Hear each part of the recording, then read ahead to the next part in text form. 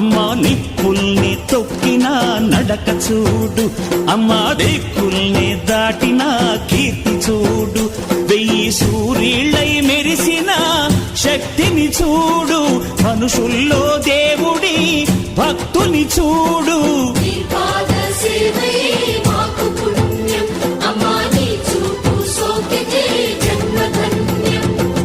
అమ్మా భవాని లోకాల నేలే ఓంకార రూపమమ్మా, తల్లిని మహిమల్ని చూపవమ్మా.